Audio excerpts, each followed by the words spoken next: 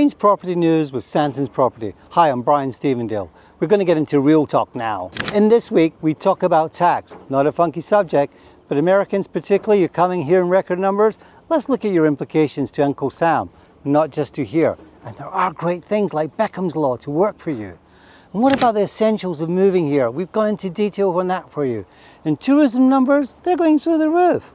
Record numbers in the first quarter of 2025. And finally, this backdrop, full of hot market opportunities, key ready, offline sites, and also resale opportunities. Do you want to know more?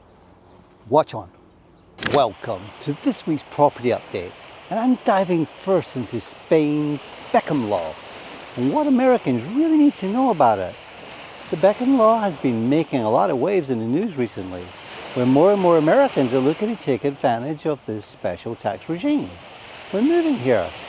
But is it really all it's cracked up to be? What exactly is it? Well, it's named after David Beckham, footballer. He used it when he joined Real Madrid, the football team. And this tax scheme has newcomers to Spain paying just 24% tax, flat rate, on income up to 600,000 euros instead of the progressive rates, making it 47. Plus, you're only taxed on Spanish income rather than worldwide earnings. Sounds perfect, right? Well, yeah, but for Americans, there's a catch. Unlike most nationalities, you guys still have to do your US taxes, no matter where you live. So if you pay 24% in Spain, under the Beckham Law, you'll owe the difference. And that can be up to 32% to Uncle Sam. Not quite the tax it seems. Spain's authorities have stepped up scrutiny of Americans. Using this scheme, several law firms told LA Confidential there are many grey areas, especially with Americans, making us more likely targets for an audit. So if you've got IRAs, 401ks, or trust funds, things can get a bit tricky. The structures that work perfectly in the US can actually backfire under Spanish tax rules. The bottom line, the Beckham Law can still be beneficial if you earn between 50,000 and 600,000 euros annually. What you absolutely need is tax guidance for professionals who understand both systems, and don't go alone on this one.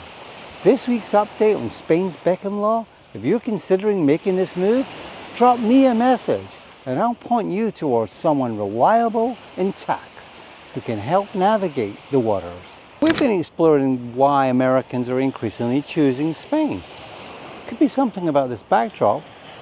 It's their new home, but it's more. It's safety, healthcare, and of course that quality of life. Key factors, aren't they? And we've done a comprehensive blogging video to help you with that process. But there's another side to all this is worth talking about. Because new data is showing that Americans aren't just moving to Spain in record numbers now, they're also thinking and paying premium prices for Spanish property, more than any other foreign national. And according to statistics at the Spanish notary, it's quite significant. The only nationalities that are coming anywhere close are the Swedes and the Germans. So what's driving that? What's making that difference? Well, fundamentally, it's down to the fact of the quality of homes you buy. So it tends to be quality luxury developments like the ones around me now on the beachside, or it could be villas in the mountains. And you're going to pay a premium. And they're completely different average prices. So guys, don't get caught up in average prices of homes of this, that, and whatever, because they're not like for like product, are they? So quality home, quality amenities, very much driving that market, and Americans are paying premiums for it. And that's a trend that's continuing to happen. So what we're now seeing with that quality influx of American nationals and other foreigners is a bit of a pressure at the other end of the market in affordable housing. And the government's come up with some schemes, haven't they, to try and make that better. But some are just ideas and can't come to fruition. And we've seen extreme ideas of double taxation or impositions on Airbnb, and that's a factual one. But again, that's in control of you. It's in control of the Homeowners Association, not the government. So what do we learn from this? We learn that Americans are coming in great numbers. We're learning that prices are being driven up and quality of homes improve with it. Do you need information on properties, how you live here in that structure? Go back to our blog, go back to our website, watch our YouTube channel. Spain's breaking records again. but not everyone's celebrating. Despite last year's wave of anti-tourism protests across the country, Spain just recorded its strongest ever first quarter for tourism. Between January and March this year, more than 17 million international visitors flocked to Spanish shores. That's up 6% from the same period last year.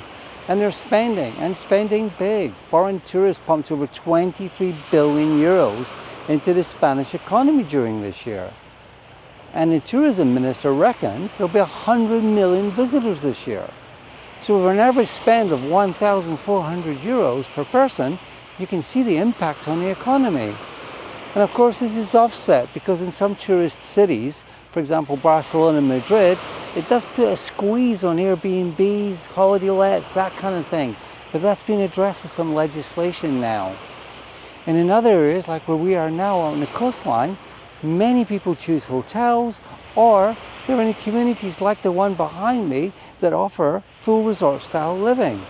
So Spain is welcome and open for business. Look at that impact on the economy. For more information, you can read it all on our blog.